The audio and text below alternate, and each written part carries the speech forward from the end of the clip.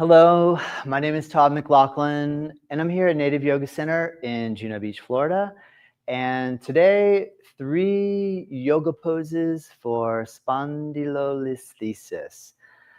What is spondylolisthesis? Spondylolisthesis is when a vertebra in the spine, typically in the lumbar, but this can happen anywhere along the cervical column, slips a little forward.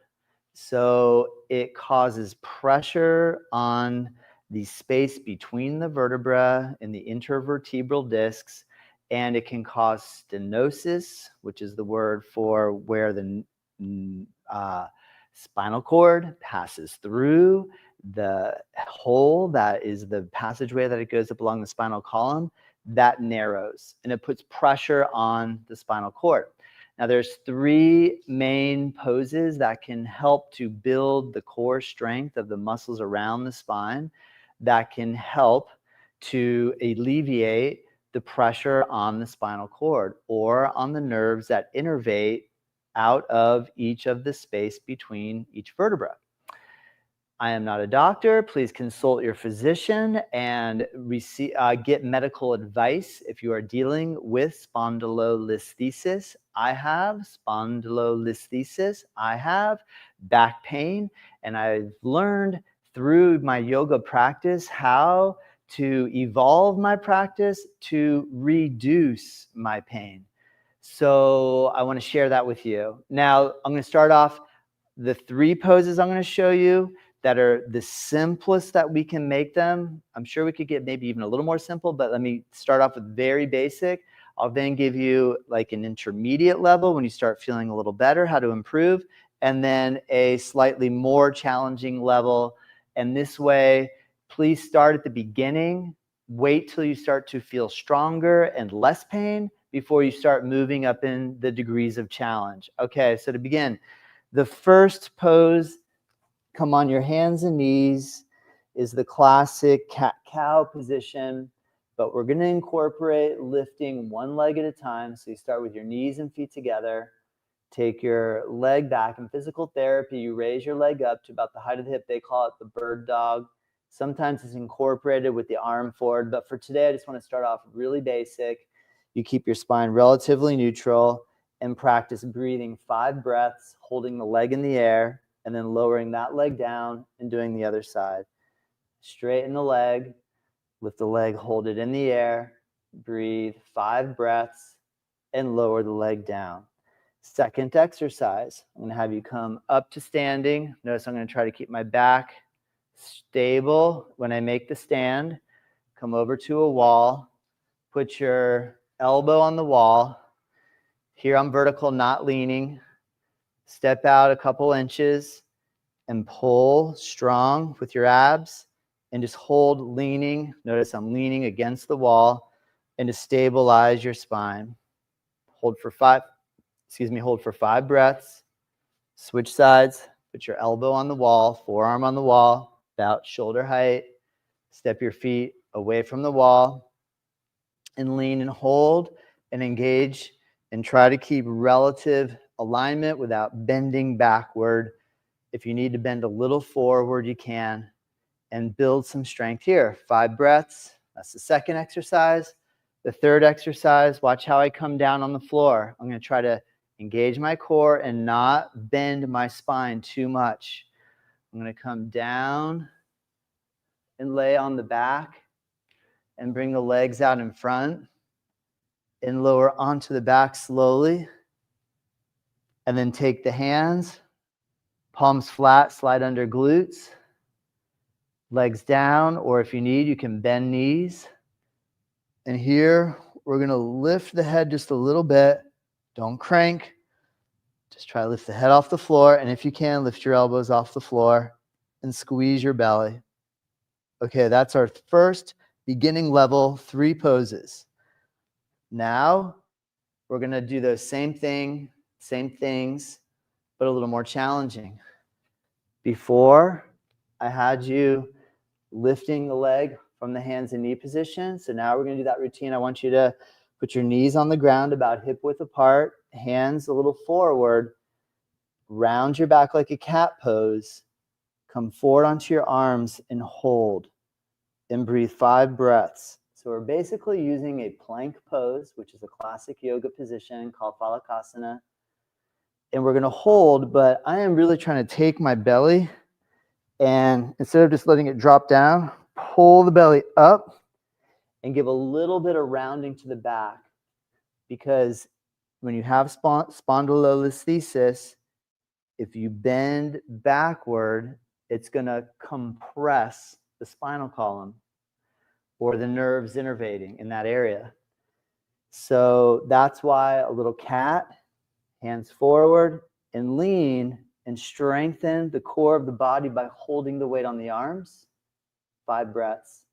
Okay, the second one, now we're going to do the side plank, but I'd like for you to come down onto one hip, forearm on the floor, and I'm going to put my hand on my hip and try to get my knees and my hips and my shoulder all on a relative line. And I'll do perfectly straight, but try to get it pretty straight. Lift the hips and hold the side plank on the elbow for 5 breaths. Release. We're going to do on the other side. Come down onto your forearm. On the left hip, right hand on right hip, relative straight line. Push down against elbow. And this strengthens the obliques and the transverse abdominis. So in the first one, we're really strengthening the back and the chest, arms, the whole body, really. But now we're really strengthening the muscles on the side of the body to help bring stability so they're not so hypermobile in the lumbar spine. A lot of times, 5 breaths, people hear yoga is all about flexibility, but when you have spondylolisthesis, we actually need to get a little stronger. We're going to let go of the flexibility part. Okay, and the next one, for the abs, we're building into a pose that's called boat pose. And so what I want you to do is, instead of where we were before, was here, what we're going to do is come up with the elbows on the floor, the knees bent, and then take your spine again into the posterior tilt. So instead of anterior, posterior, and try to lift one foot, the other foot, or maybe hold the feet off the air, in the air, off the floor, and just hold the strength of the core of the belly. And hold and breathe here 5 breaths.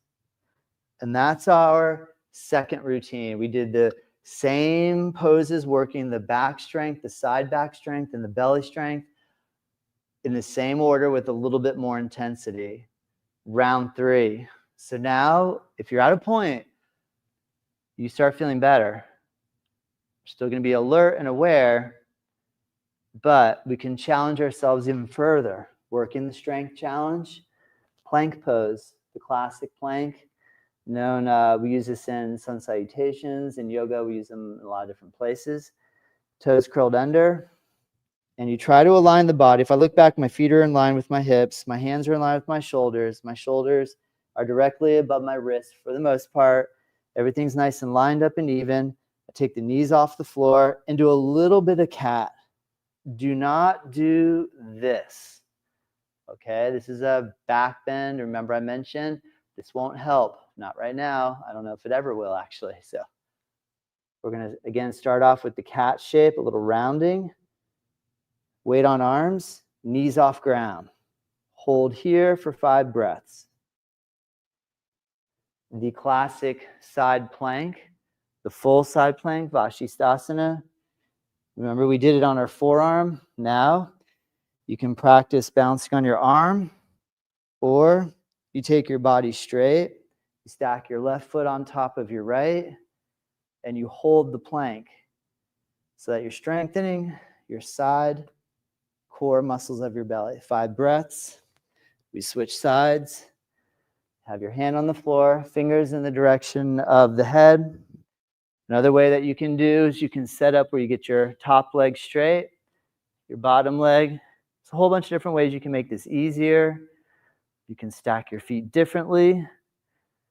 However, the main idea is to bear the weight of the body on the arm. This all presupposes that your shoulder is good and you have no shoulder pain. So you're going to work the according or appropriate position And then for the boat pose, which is a classic yoga pose called Navasana, we really got to be careful in this one. It's one of those ones that you start feeling good and you think, I can do boat pose. And then my back, you do it and you go, why is my back hurting? So again, you would back up and just work on cat pose of the spine, one foot up, the other foot up, and holding the strength in the center. Now, boat pose involves holding the arms out, legs up, legs straight. And we really got to gauge this one. This is where things get a little more risky. Be careful with this. If you try it and you feel worse, notice, I don't need to go that far yet. So one way you can do boat, I'm going to break down the boat a couple ways. One, you can bounce with your hands on your knees. Remember, keep a slight rounded position in your spine. Don't necessarily try to pull through like some instruction will tell you to do. Keep a slight rounding in the spine and really emphasize the engagement, the squeeze of the belly. So when holding, sometimes I'll hold my knees. Sometimes I'll practice holding with my arms here. And on days where I'm feeling good and I want to challenge myself, I'll take the legs out in front, working the core of the body for 5 breaths. And this strategy I found has worked phenomenally well for keeping me out of pain, or at least reducing the pain level so that you feel good. And that's important. If you have any questions, please remember, send them my way. I just want to help you out from what I'm learning myself. I love yoga. I've been practicing 30 years now. When I found out I had spondylolisthesis, I thought, am I going to be able to practice yoga anymore? The answer is yes. We just have to change the way that we do things. And I've learned the hard way. I'm still learning. If I go and I practice yoga in an environment where there's another teacher or students, I have to watch my mind and not try to keep up with everybody else. And when a teacher tells me to, hey, try this, try this, try this, I have to really honor my edge and say, I thank you so much for your advice. I'm working through some back pain and I need to do things a little differently or else I'll pay for it. Whatever you come up with, you can be nice about it, but it's important. So I hope this helps. Remember, look us up on nativeyogacenter.com. Follow me on YouTube at Native Yoga. Subscribe, like, comment. Thank you. And also, every Friday, Native Yoga Toddcast. I release a podcast on all your favorite listening devices, whether it be YouTube, Apple, Spotify, Amazon, and there's a whole host of others depending upon where you get your podcast listening.